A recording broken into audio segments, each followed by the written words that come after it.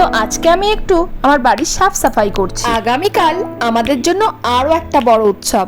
আসলে প্রায় 4 মাস 10 দিন পর আমার বর কালকে বাড়ি ফিরবে। হ্যালো ফ্রেন্ডস, আমার চ্যানেলে আপনাদের সবাইকে স্বাগত। তো আজকে আমি একটু আমার বাড়ির সাফ সাফাই করছি। কয়েকদিন পরেই তো রথযাত্রা উৎসব আছে, আর আগামীকাল আমাদের জন্য আরো একটা বড় উৎসব। আসলে প্রায় 4 মাস 10 দিন পর আমার বর কালকে বাড়ি ফিরবে, তাই একটু সাফ সাফাই চলছে আর কি। এইসব দরজা জানলা ফার্নিচার আমি প্রায় পরিষ্কার করি, কিন্তু তাও ভীষণভাবে ধুলো পড়ে। আসলে আমাদের বাড়িটা একেবারে হাই রোডের পাশে, তাই ভীষণভাবে ময়লা পড়ে, আর দুদিন ছাড়াই ময়লা পড়ে। মানে একটু যদি না দেখি তো দেখবো একেবারে ধুলো ময়লা পড়ে একেবারে একাকার হয়ে গেছে। তো যাই হোক, আমি একটু ড্রেসিং টেবিলটা পরিষ্কার করছি, যেন এসে দেখে যে সব চকচকে করে রেখেছি। আসলে আমার একটু বদনাম আছে তো, যে আমি নাকি গুছিয়ে রাখতে পারি না। আসলে মেয়েদের যখন নিজেদের ঘর হয়ে যায় তখন আপসেই সে গুছিয়ে রাখে।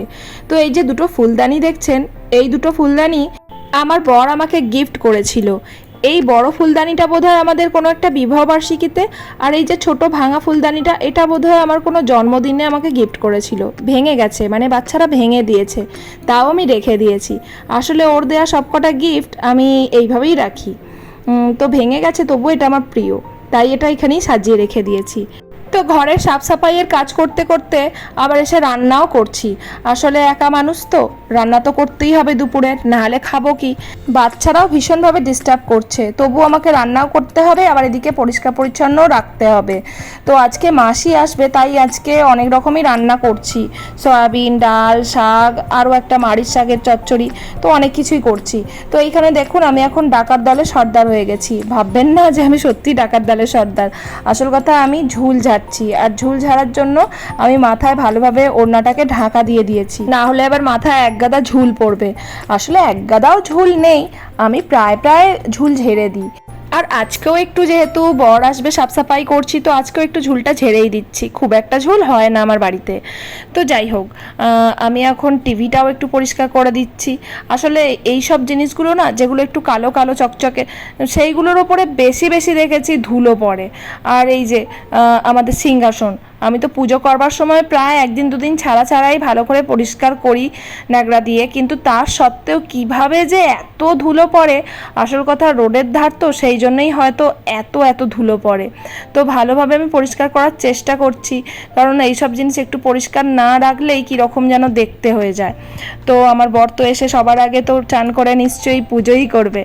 খুঁটিনাটি প্রায় সব কিছুই ভালোভাবে ঝেড়ে ঝুড়ে পরিষ্কার করে রেখে দিচ্ছি, মানে নিত্যদিনের থেকে একটু বেশি পরিষ্কার করে রাখছি আর কি, যাতে আমার বরের দৃষ্টি আকর্ষণটা ভালোভাবে হয়।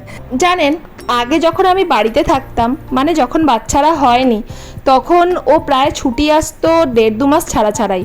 মানে 3 মাসের ছুটিটা প্রায় 4-5 বার করেও নিয়ে নিত।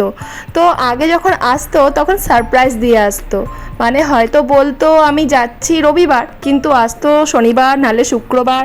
তো তখন এত ভালো লাগতো সারপ্রাইজগুলো, কিন্তু এখন আর সারপ্রাইজ দেয় না। এখন যেই দিন বলে সেই দিনই আসে। তো এখন ওর জামা কাপড়গুলো আমি একটু গুছিয়ে রাখছি। আসলে ওর জামা কাপড়গুলো ট্রাঙ্কে না হলে আলমারিতেই থাকে, তো আজকে হ্যাঙ্গারে রাখছি যাতে হাতের কাছে পেয়ে যায়। তারপর বাচ্চাদের জিজ্ঞেস করলাম, কি রে, কীরকম খুশি হবি বাবা এলে? বললো দারুণ খুশি হব। বিট্টুকেও জিজ্ঞেস করলাম, বললো কাকু এলে দারুণ আনন্দ করব।